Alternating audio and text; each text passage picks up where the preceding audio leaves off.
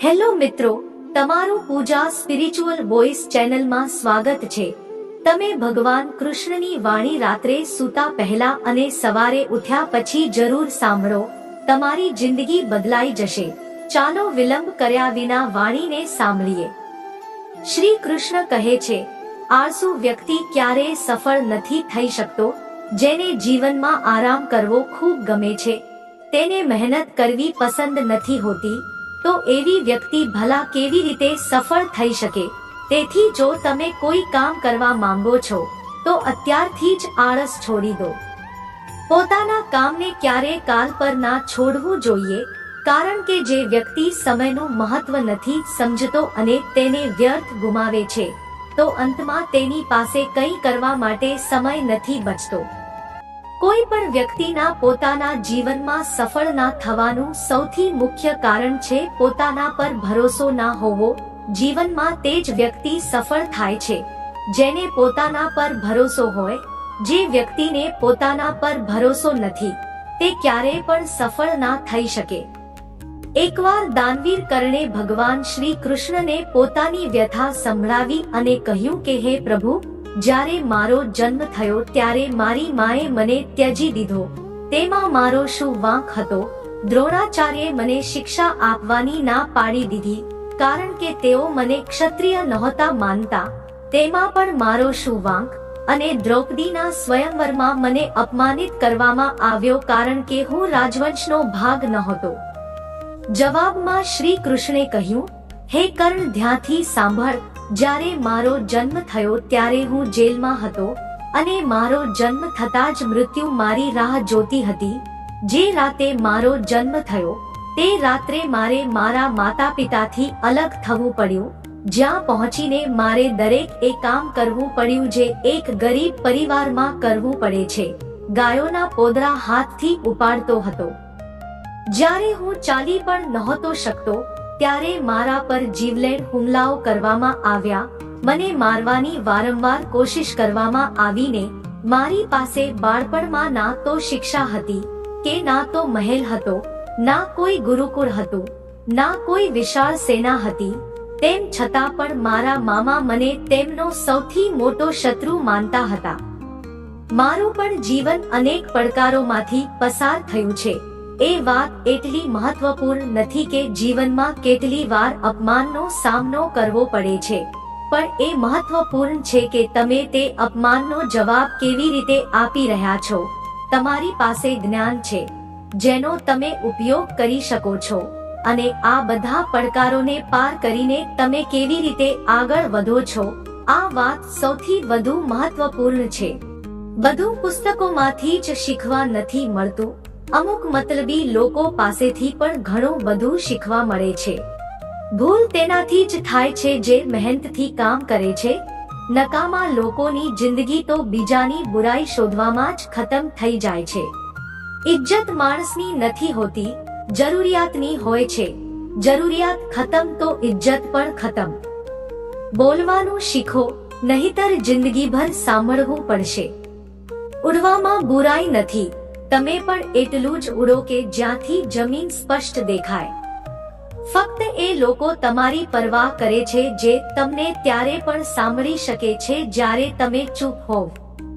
ચિંતા એટલી જ કરો કે જેટલામાં કામ થઈ જાય, એટલી નહીં કે જિંદગી ખતમ થઈ જાય। તમે પોતાના શબ્દોને ચાહે ગમે તેટલી સમજદારીથી બોલો, પરંતુ સાંભળનાર પોતાની યોગ્યતા અને પોતાના મનના વિચારો પ્રમાણે તેનો અર્થ કાઢે છે। વિશ્વાસ કરો, જે તમને ભૂલી ગયું છે તે પણ યાદ કરશે, બસ તેના મતલબના દિવસો આવવા દો। જિંદગી તો પોતાના દમ પર જીવાય છે, બીજાના ખભા પર તો ફક્ત અર્થી ઉઠે છે। તમારું હાસ્ય તમારા ચહેરા પર ભગવાનની સહી છે, તેને પોતાના આંસુથી ધોવાઈ અથવા ક્રોધથી ભૂંસાવા ના દો। કોઈ પણ વ્યક્તિ આપણો મિત્ર કે શત્રુ બનીને આ દુનિયામાં નથી આવતો, આપણો વ્યવહાર અને શબ્દો જ લોકોને મિત્ર અને શત્રુ બનાવે છે। જે વ્યક્તિ હંમેશા દુઃખના રોદણા રોવે છે, તેના દરવાજે ઉભેલું સુખ બહારથી જ પાછું ફરી જાય છે। જેની પાસે ઉમ્મીદ છે તે જીવનની દરેક પરીક્ષામાં પાસ છે. હર કોઈ આપણું નથી હોતું અને આ જ સત્ય છે. કેટલા અજીબ છે આ જમાનાના લોકો, રમકડાને છોડીને લાગણીઓ સાથે રમે છે. મહાન મન વિચારોની ચર્ચા કરે છે, સામાન્ય મન ઘટનાઓની ચર્ચા કરે છે અને નાનું મન લોકોની ચર્ચા કરે છે. આ 5 જગ્યાએ હંમેશા ચૂપ રહો. પહેલું, જ્યાં તમારા શબ્દોનું કોઈ મૂલ્ય ના હોય. બીજું, જ્યાં બોલ્યા પછી તમને પસ્તાવો ના થાય. ત્રીજું, જો તમારા બોલવાથી કોઈનું દિલ દુભાય. ચોથું, જો તમે ગુસ્સામાં હોય, કારણ કે ગુસ્સામાં માણસ કંઈ વિચાર્યા વિના કંઈ પણ બોલી દે છે. અને પાંચમું, જ્યાં તમારી સમજદારીથી કોઈ સાંભળનાર ના હોય. જો કોઈનું દુઃખ જોઈને તમને પણ દુઃખ થાય છે, તો સમજી લો કે તમારા આત્મામાં પરમાત્મા વિરાજમાન છે. ફક્ત શાંતિ શોધો. જરૂરિયાતો ક્યારેય પૂરી થતી નથી. જીવનનો સમગ્ર ઝઘડો ઈચ્છાઓનો છે. જેના ઈરાદા હંમેશા સાફ હોય, ઘણી વખત લોકો તેની વિરુદ્ધ જ હોય છે. જે તમારાથી કંટાળી જાય તેને છોડી દો, કારણ કે બોજ બનવા કરતા યાદ બનવું વધુ સારું છે. કોઈ માણસના વર્તમાનને જોઈને તેના ભવિષ્યની મજાક ના ઉડાવો, કારણ કે સમયમાં એટલી શક્તિ છે કે તે કોલસાને પણ ધીમે ધીમે હીરામાં બદલી દે છે. સમય જ્યારે ફેસલો કરે છે તો સાક્ષીઓની જરૂર નથી પડતી. ના તો વધુ પડતું બોલવું સારું, ના તો વધુ પડતું ચૂપ રહેવું. જેમ વધુ પડતો વરસાદ સારો નથી હોતો, તેમ વધુ પડતો તડકો પણ સારો નથી હોતો. વિચાર કરો, જ્યારે આપણો જન્મ આપણી મરજીથી નથી થતો, તો મૃત્યુ પણ આપણી મરજીથી નથી થતું. તો આ જન્મ અને મૃત્યુ વચ્ચે થનારી બધી વ્યવસ્થા આપણી મરજીથી કેવી રીતે થઈ શકે? જીવનમાં દરેક મોકાનો ફાયદો ઉઠાવો, પરંતુ કોઈની મજબૂરીનો નહીં. જો જીવન મોકો આપે છે તો ધોખો પણ આપે છે. આજના જમાનામાં સુખી થવું હોય તો સ્વાર્થી બનવું પડશે. આ આપણી નહીં, આ યુગની સત્ય હકીકત છે. જે આપણી લાગણીઓની કદર નથી કરી શકતું, તેની પાછળ પાગલ થવું એ પ્રેમ નથી, મૂર્ખતા છે. જે તમારા દિલમાં છે તેને કહેવાની હિંમત રાખો. જે બીજાના દિલમાં છે તેને સમજવાની સમજણ રાખો. સંબંધો ક્યારેય નહીં તૂટે. પોતાની લગન, ધૈર્ય, હિંમત અને સકારાત્મક વિચારોના સહારે માણસ અનેક વિકટ પરિસ્થિતિઓમાંથી પણ સફળતાપૂર્વક બહાર નીકળી શકે છે. આ એક નિશ્ચિત વાત છે કે જો તમે કામ શરૂ નહીં કરો તો તેને પૂરું પણ નહીં કરી શકો. કોઈ પણ કામનો સૌથી મુશ્કેલ ભાગ કામને શરૂ કરવાનો છે. જો માણસમાં કંઈક કરવાની ઈચ્છા હોય તો દુનિયામાં કંઈ અસંભવ નથી. જ્યાં બીજાને સમજાવવું મુશ્કેલ થઈ જાય, ત્યાં પોતાને સમજાવી લેવું જ વધુ સારું છે. શરીર માટીનું છે, શ્વાસ ઉધારનો છે. ઘમંડ પણ હોય તો કઈ વાતનો? અહીંયા તો આપણે બધા ભાડુઆત છીએ. મુશ્કેલીઓ જીવનનો ભાગ છે. જેણે પોતાની મુશ્કેલીઓ પર પગ મૂક્યો તે જીતી ગયો, અને જેણે પોતાની મુશ્કેલીઓને માથે ચડાવી દીધી તે હારી ગયો. જીવનમાં ઘણી વખત આપણે મોટી મોટી મુશ્કેલીઓમાંથી એમ જ નીકળી જઈએ છીએ જાણે કોઈ છે જે આપણો સાથ આપી રહ્યું હોય, અને તે જ અદૃશ્ય શક્તિને આપણે પરમાત્મા કહીએ છીએ. તેથી યાદ રાખો, જ્યારે દુનિયા સાથ છોડી દે તો ઈશ્વર તમારો હાથ પકડી લે છે.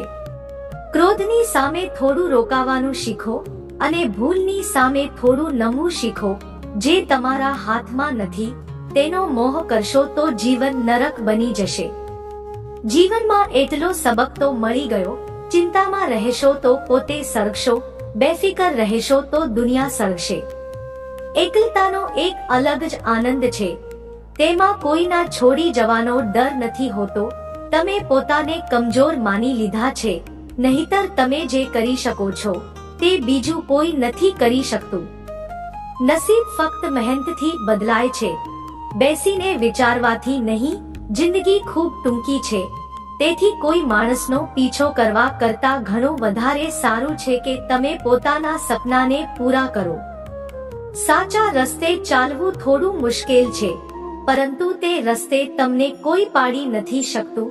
પડતા પડતા જ બાળક ચાલવા લાગે છે. ડૂબતા ડૂબતા જ માણસ તરવાનું શીખી જાય છે.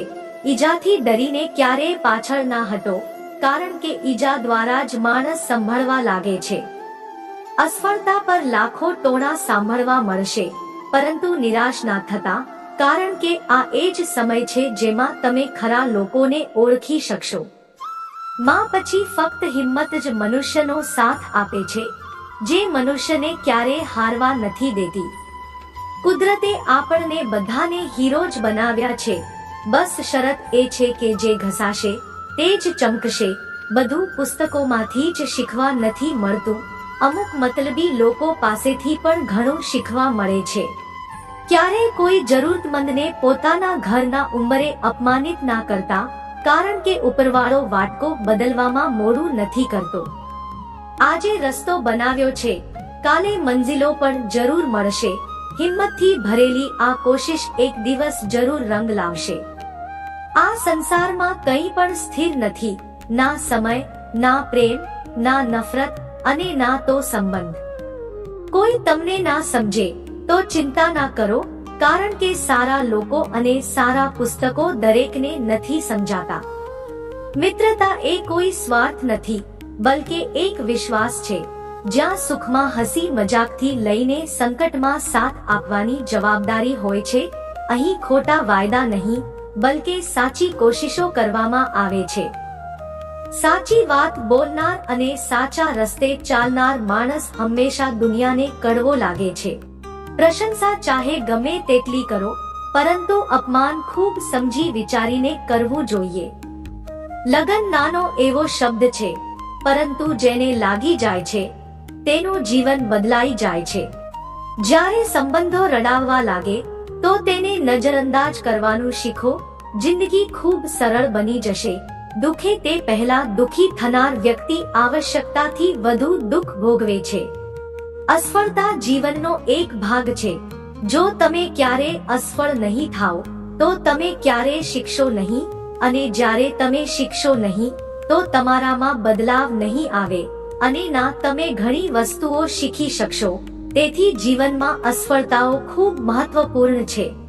સમય સાથે લડીને જે નસીબ બદલી દે માણસ એ જ જે તકદીર બદલી નાખે. કાલે શું થશે એ ક્યારે ના વિચારો. કોણ જાણે કાલ પોતે આપણું ચિત્ર બદલી નાખે. ખુશી આઝાદી પર નિર્ભર છે, અને આઝાદી એ વાત પર નિર્ભર છે કે તમે કેટલા સાહસી છો. વિશ્વાસ વિના આ દુનિયામાં કોઈ પણ સંબંધ લાંબો સમય નથી ટકી શકતો.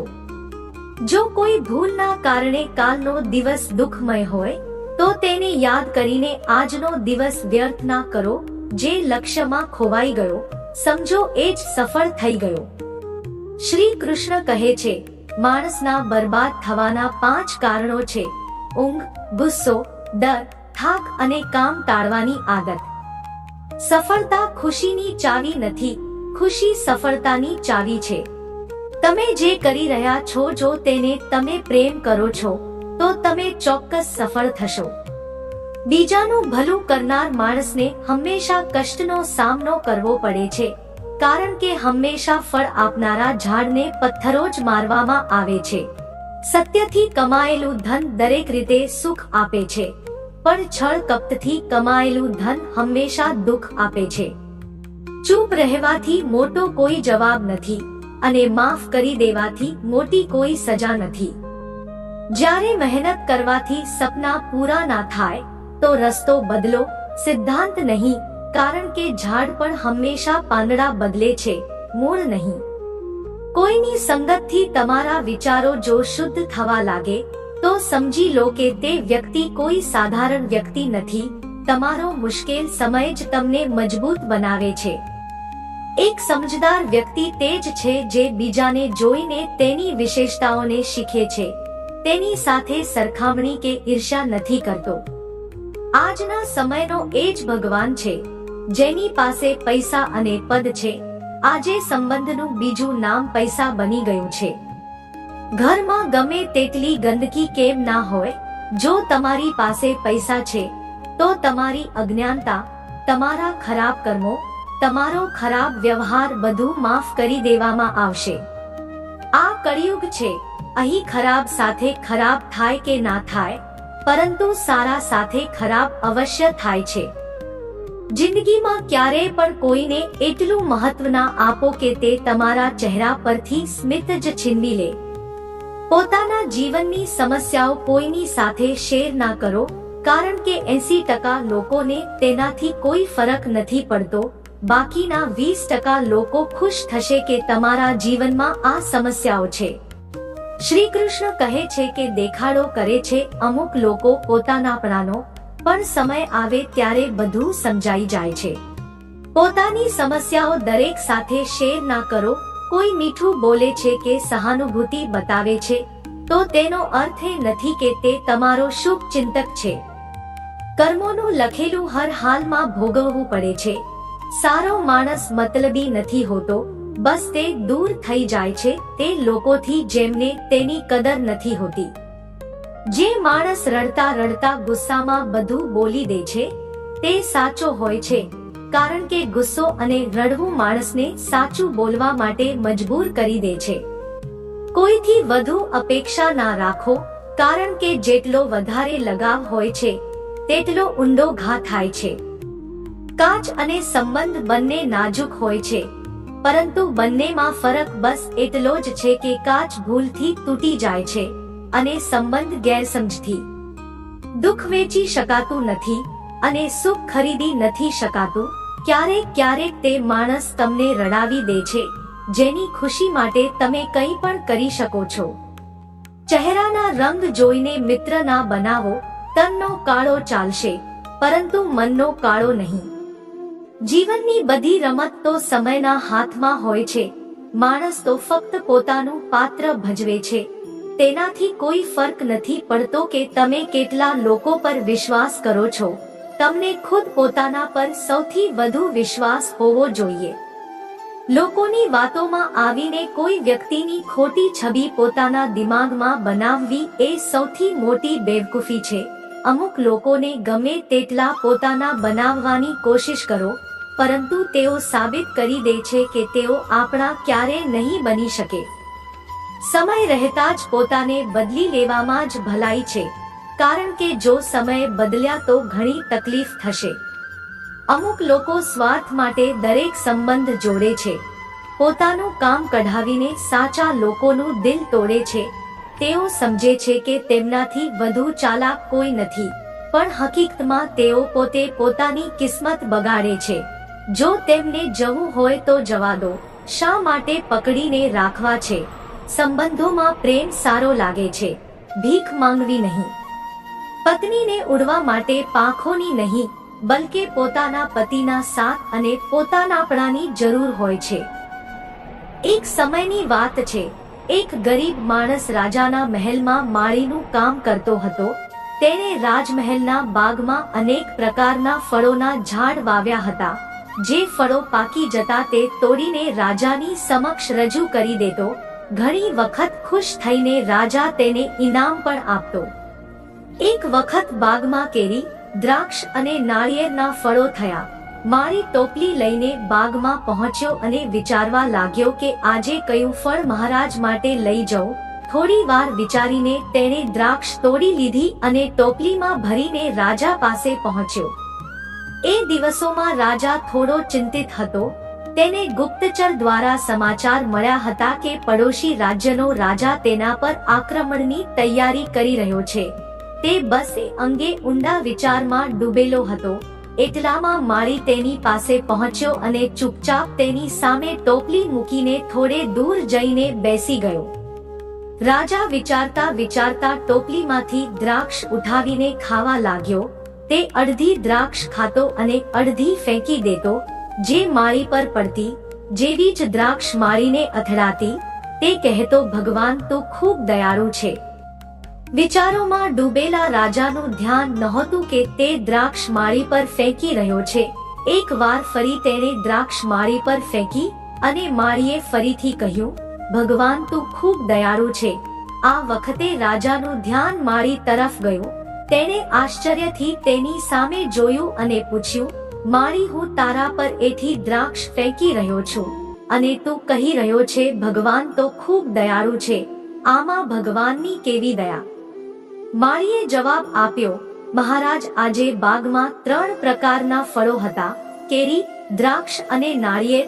હું વિચારી રહ્યો હતો કે તમારા માટે કયું ફળ લઈને આવું. ભગવાનની દયાથી મારી બુદ્ધિમાં આવ્યું કે હું તમારા માટે દ્રાક્ષ લઈને આવું અને હું દ્રાક્ષ લઈ આવ્યો. જો હું કેરી કે નાળિયેર લઈ આવતો તો વિચારો મારો શું હાલ થાત. એટલે હું કહી રહ્યો છું કે ભગવાન ખૂબ દયાળુ છે. રાજા માળીનો જવાબ સાંભળીને વિચારવા લાગ્યો કે હું વ્યર્થમાં ચિંતિત હતો. ભગવાનની દયાથી તેને સમયસર પડોશી રાજ્યના રાજાની યોજનાની પહેલેથી જાણ થઈ ગઈ. આનાથી તેને પોતાના રાજ્યની રક્ષાની તૈયારી માટે પર્યાપ્ત સમય મળી ગયો.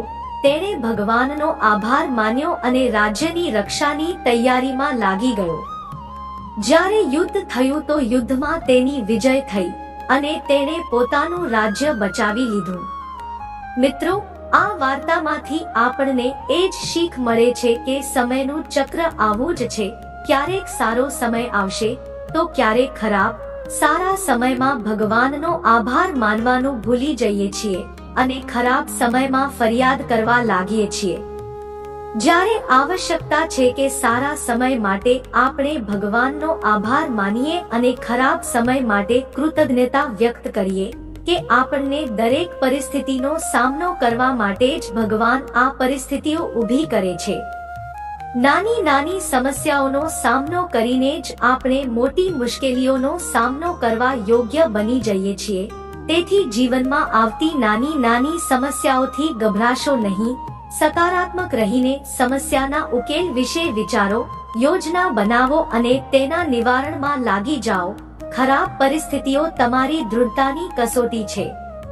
શ્રી કૃષ્ણ કહે છે કે એક વ્યક્તિને ગુમાવીને આગળ તો વધી શકાય છે, પણ તેના ખાલીપણાને હજારો લોકોથી પણ નથી ભરી શકાતું. જે લોકો ધીરજ સાથે રાહ જોવાનું જાણે છે તેમની પાસે દરેક વસ્તુ કોઈને કોઈ બહાને પહોંચી જ જાય છે. જ્યાં સુધી વિપરીત પરિસ્થિતિઓ સામે લડશો નહીં ત્યાં સુધી તે તમારા પર હાવી થતી રહેશે. ફક્ત સમયના ભરોસે ના બેસી રહેતા. કિસ્મતવાળાના હાથ ખાલી રહી શકે છે, પરંતુ મહેનત કરનારના ક્યારેય નહીં. મિત્રો, ભગવાન શ્રી કૃષ્ણની આ વાતો જો તમને પસંદ આવી હોય તો કોમેન્ટમાં જય શ્રી રાધે કૃષ્ણ જરૂર લખો અને આવા જ પ્રેરણાદાયક વિડીયો જોવા માટે પૂજા સ્પિરિચ્યુઅલ વોઇસ ચેનલને સબસ્ક્રાઇબ કરી લો.